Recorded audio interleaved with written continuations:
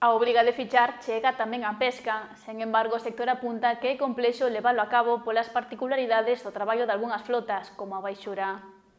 No 2019 entrou en vigor a lei que impoñía a todas as empresas de España registrar os horarios laborais, con vacacións, días libres e descansos.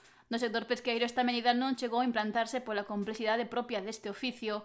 Agora, e tras aplicarse o convenio sobre o traballo na pesca da Organización Internacional do Traballo, os armadores deben garantir e exixir que a tripulación leve un rexistro horario, unha medida, afirman, complicada de aplicar no mundo do mar. Xa desde que empezamos con isto, xo vimos dicindo, vimos explicando a forma de traballar, vimos explicando infinidade de cousas, non? Infinidade de cousas que ao final sabíamos que non íbamos a ser capaz de parar isto, porque, bueno, porque unha dos que poñen as normas e legislan non teñen idea do que é un traballo, non? Do que é unha forma que se traballa.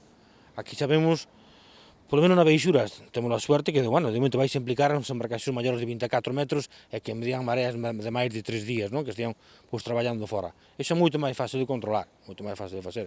Ti podes estar no barco, e se o barco nas rutas, eso non che conta como traballo, vas descansando, vas dormindo, o que sei. Cando empeces a traballar, podes marcarás a hora que empezastes hasta a hora que acabas. Podes elegir. Sen embargo, sinala que hai un segmento da flota no que sería moi complicado aplicar este rexistro de horario.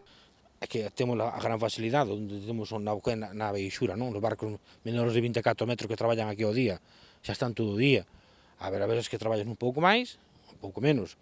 Se vas a fichar cando salas, pero cando salas para o mar, nas rutas, iso non consta non vai a costar como a traballo, non? Entón vai ser moito máis fácil facelo. A maioría das embarcacións pequenas ou son autónomos que andan eles solos ou que andan cun compañeiro. Pero é difícil, porque ti podes traballar no mar, podes ter un día de mal tempo, podes ter unha mala colleita, e si anotala como horas extras. Pero sabes que tens que chegar a terra, tens que botar o peixe, tens que ir á carnada, tens que ir a amarrar a embarcación. Se contamos todo eso, basta pasar un pouco máis do horario.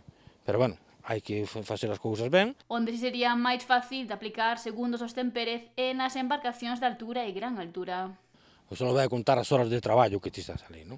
Isto ahora cambiou moitísimo a forma de traballar, como era antes, como as facilidades que temos hoxe en día nun barco de pesca, as comodidades que hai, podes ir en ruta navegando un día ou 2 días para ir para o traballo, e podes ir descansando tranquilamente no teu camarote ou calquer cousa. O que si consta é cando empeces a traballar, vas a anotar, o patrón vai a anotar as horas a que se empeza, hai uns relevos e hai unhas cousas. Ese para eles é moito máis fácil. Onde é moito máis difícil, como dicen, é o que na Baixura, non?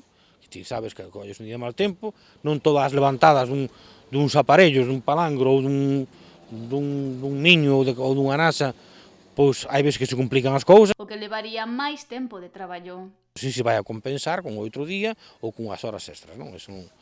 Pero, bueno, para nós ben non se complicar. O sector do mar non é como en terra, que entre as fichas non entran salas aquela hora.